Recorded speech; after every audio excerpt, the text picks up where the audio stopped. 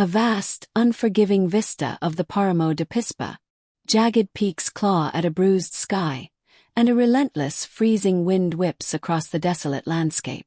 A long, ragged line of men, more like specters than soldiers, stumbles through the mist, their uniforms tattered, their faces gaunt with hunger and cold. History is not written by kings in comfortable palaces, but etched into the earth by the boots of desperate men. In the year 1819, the dream of a free New Granada was dying, frozen in the brutal embrace of the Andes. Simón Bolívar, his face weathered and his eyes burning with a feverish intensity, pulls his threadbare cloak tighter. He watches his men, seeing not just soldiers, but the living embodiment of his life's singular, obsessive purpose. He knows this march is killing them, but it is their only path to victory. One man drove them onward, not a king, but a liberator, Simón Bolívar, who was the only thing warmer than the blood freezing in their veins. Royalist headquarters, Santa Fe night. Colonel José María Barrero stands before a grand map of New Granada, a glass of Spanish wine in hand. He is the image of imperial confidence. Uniform pristine, posture impeccable. He dismisses reports of Bolívar's army in the mountains with a disdainful wave. For the Spanish Empire, Bolívar was a nuisance, a rebel leading a rabble. Colonel Barrero, a veteran of the Napoleonic Wars, believed the Andes themselves would be his greatest ally, a tomb for the patriot cause.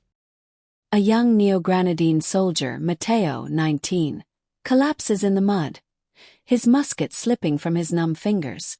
An older, grizzled Venezuelan lancer helps him up, slapping his cheek gently. "The general gets us through this, boy," the lancer says, "or we die free men." They were an army of ghosts, forged from two lands, Venezuelans hardened by years of war, and Neo-Granadines fighting for their very homes. They were bound by a shared enemy and a belief in the impossible. A simple, arched stone bridge over the shallow Teatinos River. The bridge is unassuming, yet it controls the main road to Santa Fe, the heart of Royalist power. It is a choke point, a gate, a destiny waiting to be claimed. This was a prize, not a fortress or a city, but a simple bridge, for whoever controlled the Puente de Boyacá on August 7, 1819, would control the future of South America. Simón Bolívar, 40s. He is visionary, obsessive, and capable of both inspiring love and demanding terrifying sacrifice. The Liberator, a mind that never slept, fueled by the dream of a united, independent land he would call Gran Colombia. Francisco de Paula Santander, 20s. He is the man of laws, precise, organized, and the tactical backbone to Bolívar's grand vision. He is the cool head in the storm, a master of logistics and discipline. Brigadier General Francisco de Paula Santander.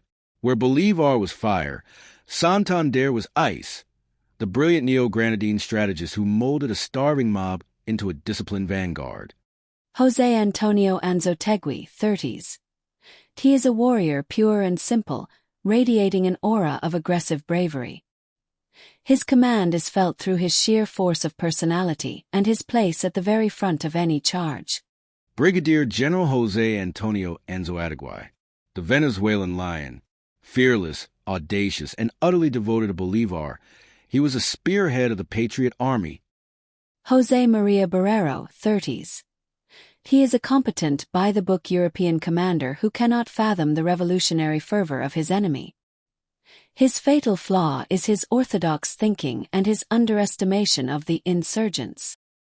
Colonel José María Barrero, a decorated officer of the Spanish crown.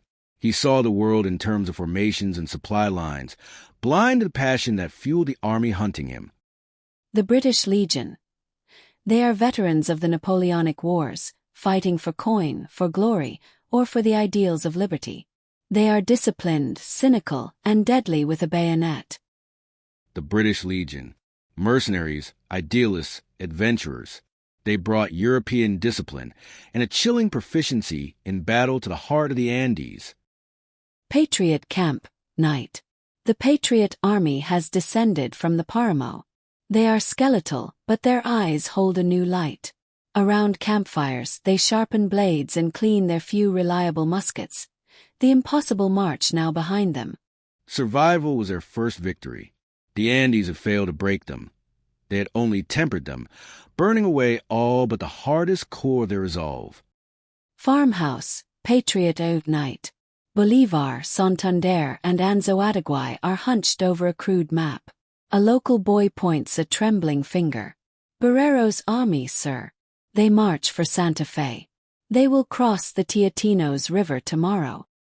Intelligence was their lifeblood, provided by a populace weary of Spanish rule. Every farmer and child was potential scout, their whispers a weapon more potent than cannon. Bolivar's eyes gleam with a sudden, predatory focus. He sees it all in an instant. The Royalist route, their relaxed pace, the bridge. The gamble is no longer about survival, but about annihilation. In that moment, the strategist saw his opening, not to harass, not to skirmish, but to deliver a single, decisive blow that would shatter the Royalist army and leave the road to the capital wide open. Royalist column. Day. Barrero's 3-division marches in perfect, confident columns. Their uniforms are relatively clean. Their supply wagons are full. They are the image of a professional army on a routine maneuver. Barrero's scouts had reported the Patriots were broken, scattered, and licking their wounds in the mountains. He believed he had days, not hours. It was a failure of imagination that would cost him an empire. Viceroy's Palace, Santa Fe, Day. Viceroy Juan de Samano hosts a lavish party. Laughter and music fill the opulent halls.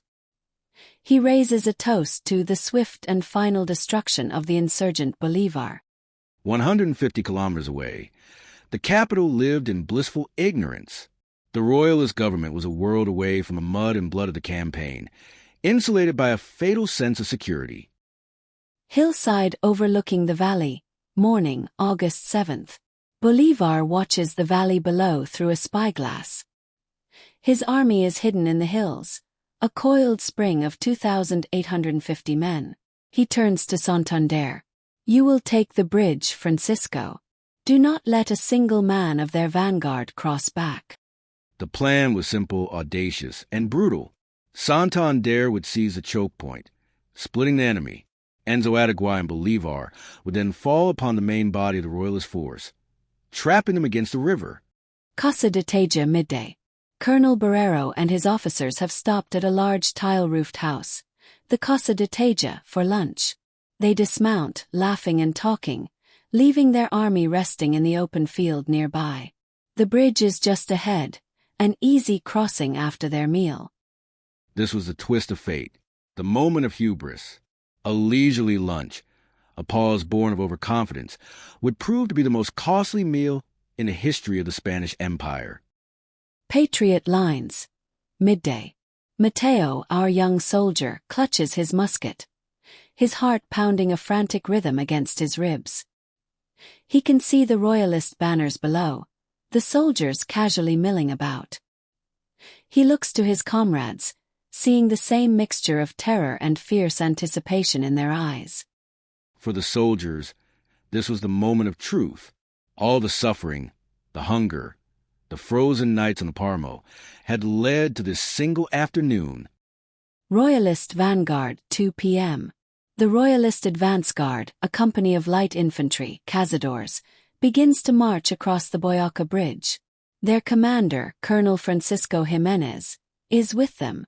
They are completely unaware of the thousands of eyes watching them from the hills. They walked into the trap.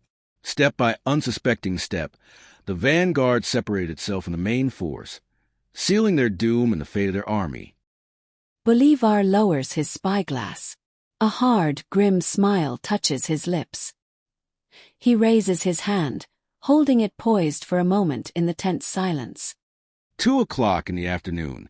The Liberator gives the order. History holds its breath. Santander's division surges from its cover, a tide of men pouring down the hillside directly toward the bridge. They move with a terrifying speed, a silent, ragged wave of vengeance. There was no warning shot, no formal declaration. only the thunder of thousands of running feet on dry earth, a sound the Royalists mistook for a freak landslide. Boyacá Bridge. Moments later, the Royalist vanguard on the bridge freezes, looking up in disbelief. The first volley from Santander's men rips through their ranks. Confusion turns to sheer panic. Surprise was total. Santander's vanguard slammed into the Royalist light infantry, turning the bridge into a meat grinder. Casa de Teja, same time. Barrero drops his wine glass, its shattering lost in the sudden roar of battle. He and his officers scramble for their horses, their faces masks of shock and confusion. Where did this army come from? The leisurely lunch was over. In an instant, the ordered world of Colonel Barrero collapsed into chaos and the thunder of musketry. As Barrero tries to form a battle line, a new horror appears. From the right, Anzoátegui's division, with Bolívar himself among them, crests another hill and charges down upon the Royalist main body. This was a hammer blow.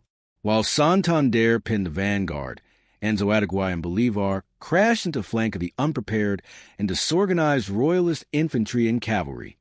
Anzoátegui is on horseback, saber drawn, roaring orders. Adelante! Por la libertad, carajo! He is the first into the fray, a whirlwind of controlled fury. The Venezuelan lion was unleashed. Anzoátegui's personal bravery was infectious, turning his column into an unstoppable force.